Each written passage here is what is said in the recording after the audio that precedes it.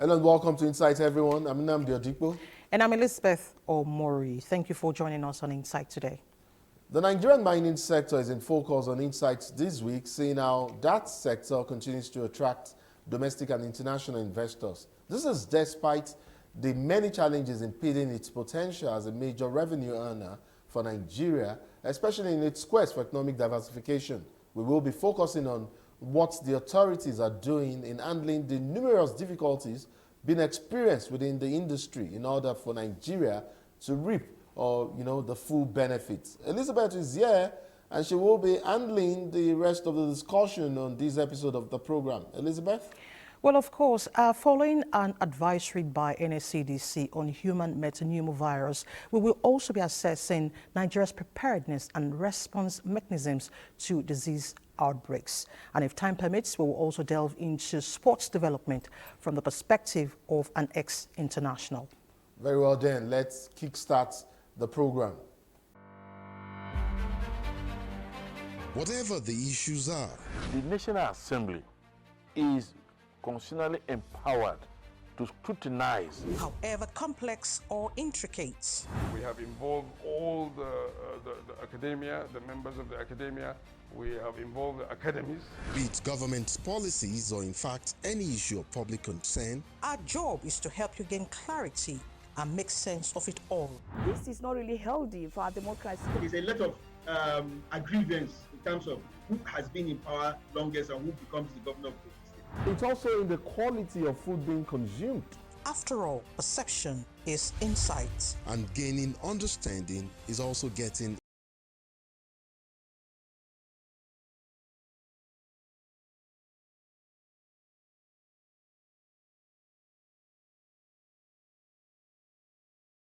Nigeria's mining sector, though seen as underdeveloped, appears solid and multifaceted.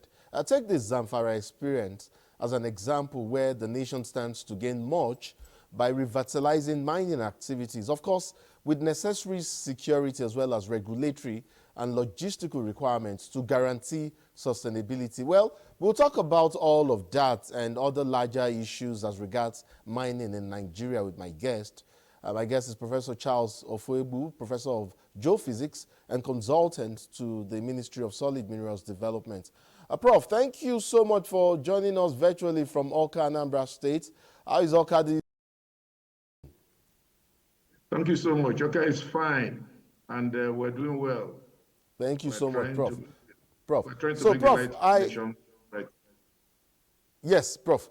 I do understand that ultimately we must, as a matter of necessity, bridge, the gap between natural endowment and our capacity for exploitation. But, Prof, I think it's best we begin this, this conversation, perhaps take Nigerians back to the basics in terms of geological data in minerals, geological data of minerals, I beg your pardon, in Nigeria, whether we're talking about in terms of location, whether it's estimated or proven reserves, and of course, the prospect for exploitation by investors. I know this data exists prominently in the oil and gas sector. We've seen how that has played out and continues to play out, and that is why investors there in that sector, they know which oil block has what and where, and they know all of that before even they make their bids. But Prof, can we say the same thing of the mining industry? Can you speak to that issue?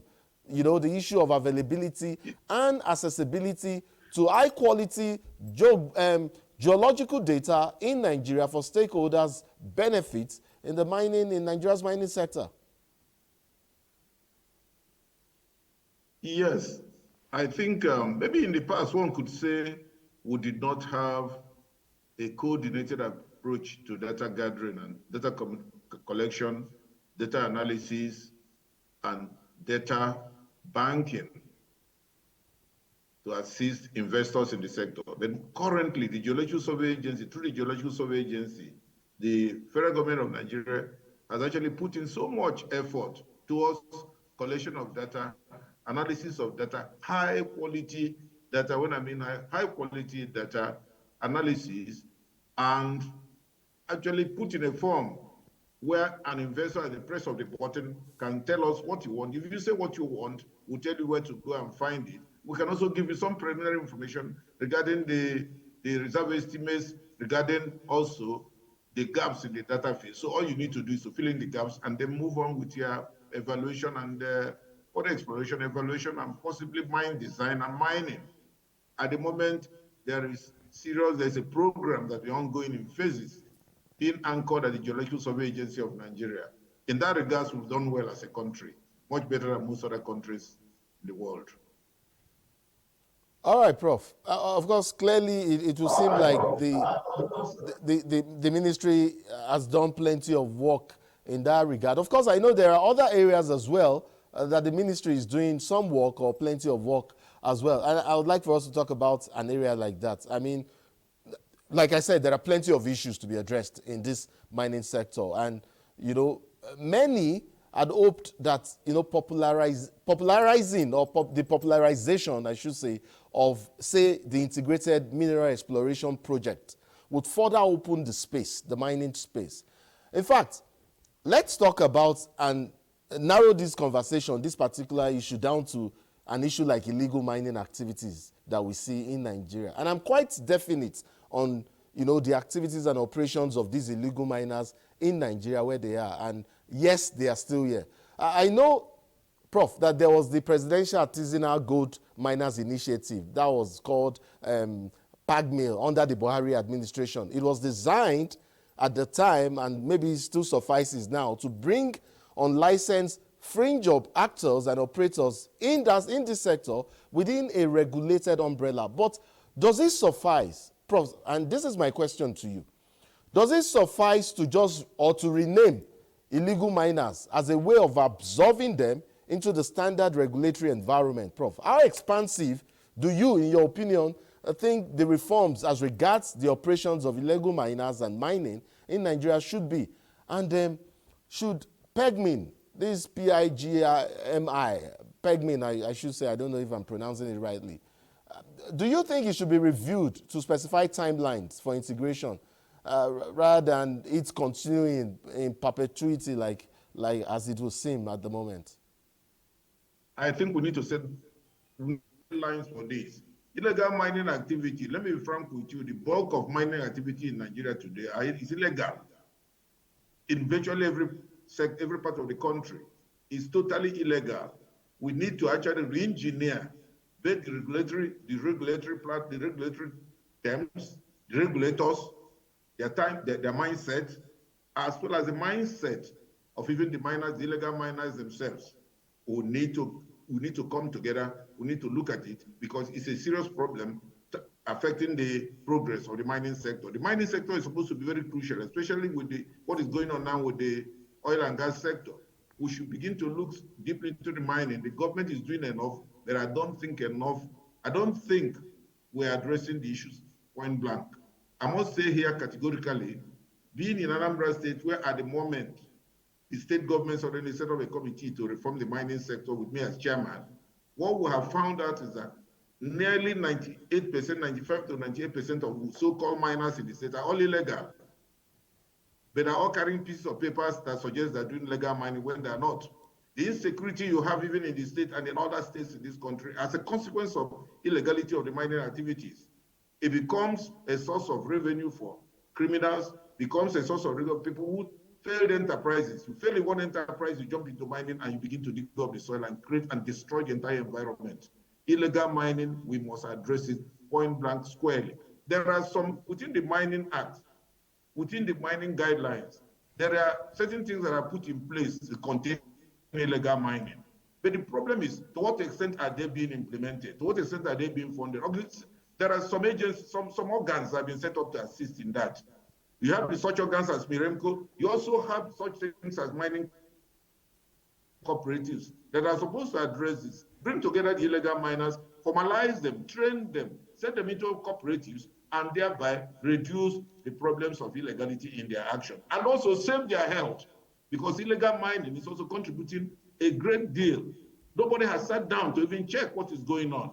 Go to Zamfara. The level of cancer level of the type of diseases you come to Anambra, go to any state, do a survey proper. Does the Federal Ministry of Health ever bother to check to what extent is this affecting the health? And where you destroy the health of a woman, the health of a guy, you destroy the health, you destroy the livelihood of the children and of that family. So much is going on. People are going under tunnels, washing materials, very hazardous. Nobody even discloses where you have radioactive materials and where you don't have it. And the thing is affecting farming, fishery, all kinds of things. So we need to put our house in order. And whether or not there's need for re-engineering, we need to re-engineer, even those of us who appear to be involved with the regulation, with the regulatory organs, we need to ourselves to engineer ourselves and ask ourselves sincere, simple questions, and we should give straight answers. Are we prepared to assist this country? And if we are not, we'll make way for those who are prepared to. I like to be very blunt. From my experience, we can check illegal mining if we have the right mindset, the right determination, and the rules are there, the laws are there, the provisions are there, the funds are even there, through the Bank of Industry, through the Solid Mineral Development Fund. We can put the house in order. Interestingly, Prof, you brought up a couple of issues. I mean, yes, you referenced the Mining Act, and I'll come back to that. You've talked about environmental impact, or rather you've looked at it from the environmental perspective. You've raised the core issue of security. And in referencing the Mining Act, in fact, that was when you talked about the core issue of security. I know that, yes, the ministry has evolved what it called the mining police. These are I think they call them the mine marshals or thereabouts. And then, yes. And then the Mining Act references or talks about the provision of protection or security for those licensed to operate. But then it doesn't talk about the quality or capacity of the kind of security to be provided for those licensed to operate. And you talked about Zamfara and the insecurity there. What kind of guarantee does the Mining Act provide, especially for those licensed or licensed miners, in terms of quality and in terms of dependability of that protection? Well, I think the key problem starts with first asking ourselves the question: who are the licensed miners? There are people who are carrying about briefcases with papers suggesting that they have licenses to mine. How were those papers acquired? We must begin to ask that question, because if you want to go, you must go with equity. You must go with very clean hands. And we need to begin also to look at, you have a mining marshal, mining police. You can never operate those organs in isolation of the local authority, the communities, and the state governments. Because at the end of the day, you are setting up those police to marshal the states, to go around the states, to whom. For example, let me give you I always like to speak from point of view of experience. These mining police, as you say, where are they? Where are their offices? With whom do they coordinate? Who do they work hand in hand with? I'm sorry to say it, it's our country, and we must tell ourselves the truth. What now happens is that you see people roaming the environment, roaming around, and they tell you they've come to implement this. You see where the environment is totally destroyed. You are carrying a piece of paper called a mining license, and you are destroying the environment, and then you expect the police to protect you to continue destroying the environment. This is where some states come in and say, no, we don't agree. Yes, you are in charge of giving these licenses, but we have to protect the community, protect the environment, and also save our people, the future life for the generation yet unborn. Now, the insecurity you're talking about, that these police are supposed to check. Some of this insecurity is so entrenched within even the mining sector itself. A lot of people carrying licenses are not being security checked. You must check, give the man a security check. Let us even know. Let's know to what extent he's clean, even to carry that paper called a license. We must therefore find a way of first. You don't protect a criminal who is himself also contributing to the insecurity of the area where he's operating. We must therefore, of necessity, sit down around the table. The federal government, the federal minister of mine should be there, the state governments is there, maybe represented by the governors forum. You have the local governments should also be there because now they have autonomy.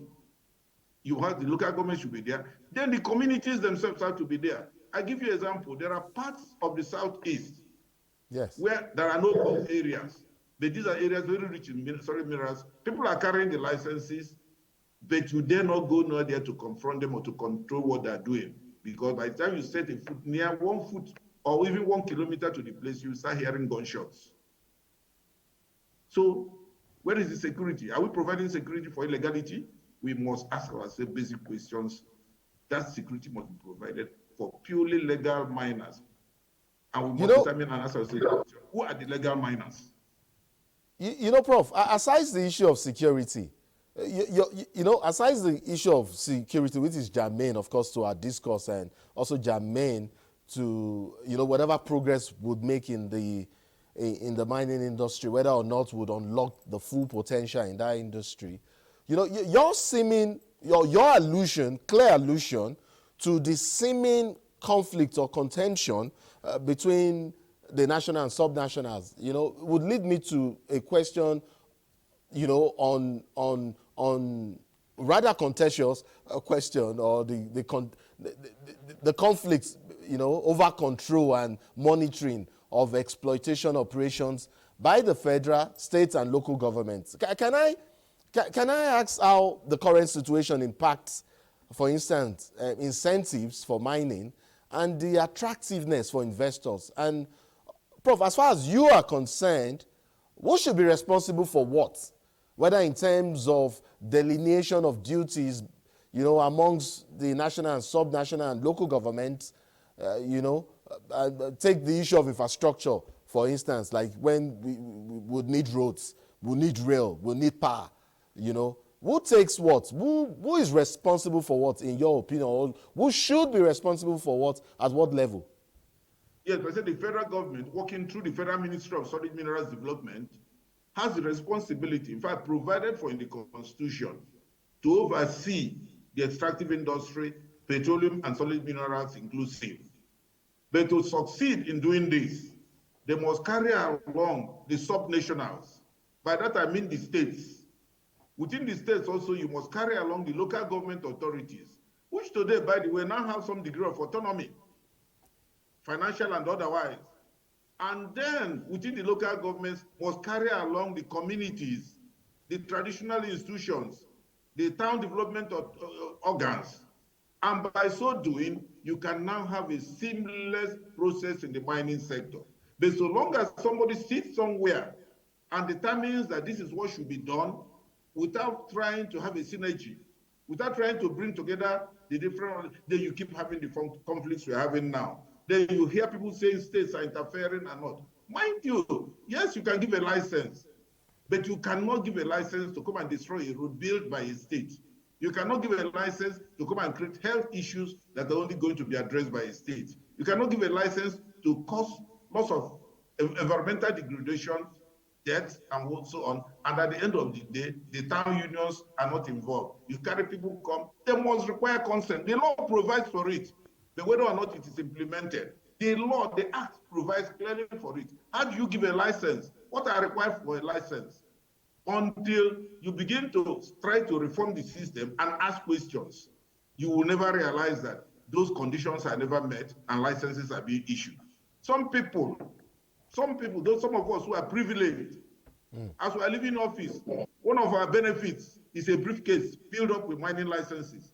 That's the problem we had in Zamfara. That's the problem we have in Nasarawa. That's the problem we have in different places. You call the man, he opens his briefcase, he gives you a piece of paper, it's a license. Ask him the location of where that place is, he doesn't know. He said they gave it to me. I have experienced it as someone who has been consulting. And I said, some of them have, on a matter of principle, refused to be involved. So how come you have these briefcase carrying miners who at the end of the day are part of the problem? So, and then the states are intervening, yes. In Anambra State, for example, the states are not saying that they have powers to license to ban or to license miners.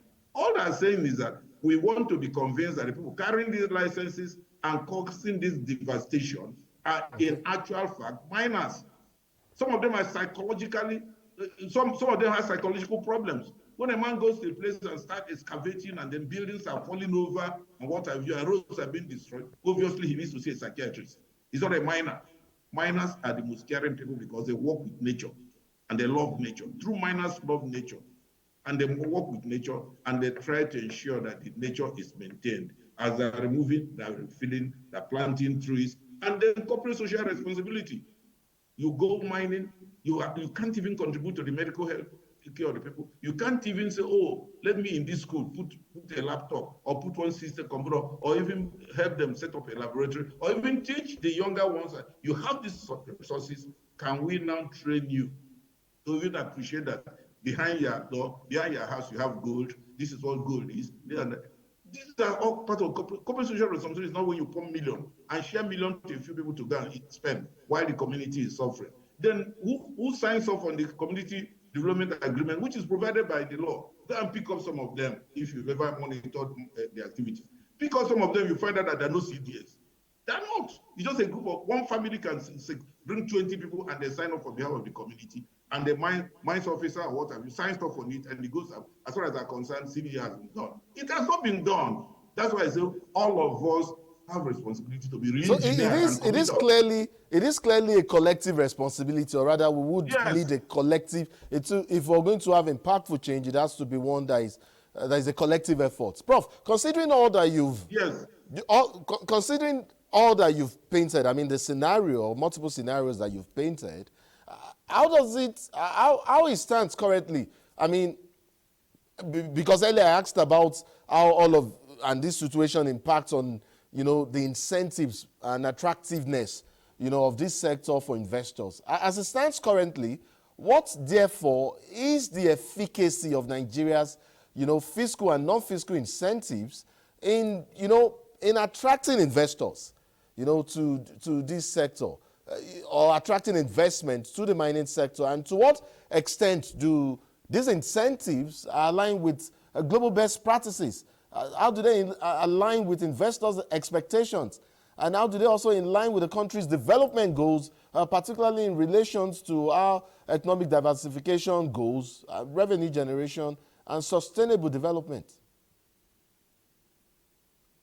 I think the lack of synergy and the crisis that we have in the mining sector discourages investors. Nobody wants to bring in billions or bring in millions or bring in investment into a sector that is disjointed. We need to put our house in order, come together and make it seamless so that if somebody is coming in with investors, it doesn't end up becoming again like the oil sector, what you had in the petroleum industry. When basically we do not carry along the communities, we do not carry along the local government and so on. So you go there, you start finding a crisis of kidnapping, crisis of disruption of operations. If we do things right, as put in the Mining Act, we won't have any problem, and investors will come. My biggest problem, yes, you do the technology, gather the data, and when you've gathered the data and the man has collected the data and everything, and he's happy to, for example, move into Nasarawa State. Have you prepared the grounds in Nasarawa State sufficiently peaceful enough for him to move in there? Why? You need to do that. And the only way you can do that is to carry along both the state, the local government, the communities, the community, and the families, landowners, to say the least. And at the end of the day, it will be so peaceful, so organized. But at the moment, we don't have that. We will be telling ourselves a lie if we say we do. The problem is that there's this overbearing complaint. States are interfering. Have you found out why they are interfering? Most times they're not interfering in selfish interest. They are interfering in overriding public interest. The public interest of the state, which for every governor, the governor swears to maintain and sustain the integrity of the environment of his state, the health of the citizens of his state, and the well-being of his state, and peace and security of his state. So if an activity engineers insecurity, if an activity engineers poor health, engineers the environmental damage, the degradation of infrastructure, because the roads are mostly built by the state, not federal government. Mining roads in this country are not federal roads, they're all state roads and community roads. So when you are destroying those roads and you don't carry them along, they are bound to complain and they're bound to tell you, hey, wait a minute, you cannot continue. And that's what is going on now. And we need to come back and sit down. The next mining council should have a session. The next mining council, we were to hold it in Nasarawa State, but it was, some of us were already heading to Lafia when it was put up.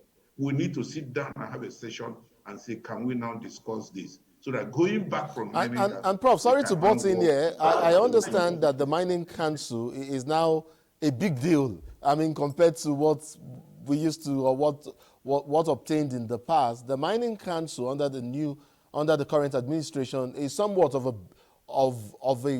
a conference of just about every stakeholder in the sector. So it becomes a good place to table some of these issues, perhaps review some of the policies on ground, and resolve some of the issues. Is that right, Prof? Yes, that's what it should be, and that's the essence of that. That's supposed to be where we look at the different policies. That's where we should even generate any modifications, any amendments to the act, and say, in the light of experiences and so on, shared experiences, we need to now do this. We will sit down in an air-conditioned conference room somewhere and say we are modifying the act. You must come to the conference, you must come to the Mining Council and sit down with all stakeholders. Set up a group, a working team. That working team should by now be working, preparing for the council, and now present a report of what it has agreed. Take the states where active mining is going on, where there are these interventions, where you believe these interventions are taking place. Bring them all together, sit down and say, let's see now how we can move. The Mining Act provides for everyone to be a party, to participate. Prof, yes, I you noticed, have a mining license. Prof, I noticed how you've played the devil's advocate for the states, for the subnational on this issue. I mean, you have not disguised that interest. but I'd like, in wrapping up our conversation, I'd like for us to talk about something else that I think is quite germane. And this is drawing from the MOU that we've signed with France, for instance, and yes. Now I see that mining is not just an economic or not just for economic or social impact. It has what is now considered today as geopolitical significance. And of course, when I referenced Nigeria's MOU with France. So as we know, both countries have agreed to collaborate on research, on training, and Franco-Nigerian students exchange for knowledge and skills transfer. Yes, we need further technical and financial capacity development and support in the sector. And yes, again, the bigger players would help local players here in Nigeria learn how big mining is done and what the game is at that stage. But is that necessarily the best option to opening up an international mining corridor that allows smaller miners in Nigeria to operate at the level of big players, with access to the international markets and knowledgeable enough to understand the game? Is that our best option, Prof? I think this country has the right manpower. Some of us have been out of this country, impacting knowledge. Because, Prof, I wanted to say this is the scenario that is currently playing out in our oil and gas sector, where players who learned from the bigger ones are now in charge. Yes. So what I want to say is that yes, it's fine to have a collaboration, to have agreements, multinational agreements signed up between presidents and what have you. But we must bring it down to earth and say where and how does it fit in. Provided, you notice France, for example, they are being kicked away from Niger, Chad, and so on, where they were in total control of the uranium mines and so on. And then I do hope that it's not the same type of support that given to Nigeria, where you pay back by now establishing a monopoly of the assets of this country. It will not be good for us. They can, after all, we've always had foreign aids, we have always had the Commonwealth, we've always had all that. It has never become like an MOU for a sector where you virtually transfer control of the sector. Go and read that MOU very well. You find out that one way or the other, all we're saying is that we're transferring the entire contents of this sector to France. Little wonder, people started even saying that we now have French military bases in Nigeria. Well, the ministry has clarified that area, and even the government has said no such thing is happening. That what is happening is just, knowledge exchange and, some of the issues that I reeled out earlier, Prof. Yes. But we have to be careful. Indeed. Let's build from home.